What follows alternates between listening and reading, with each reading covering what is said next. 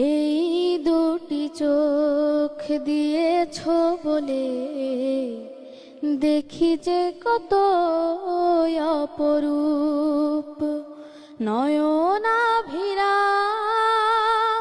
ক্ষেত খামারে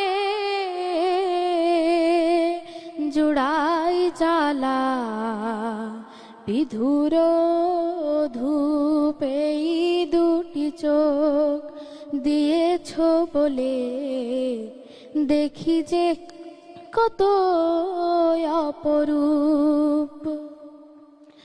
ওই নিসর্গের বাঁকে বা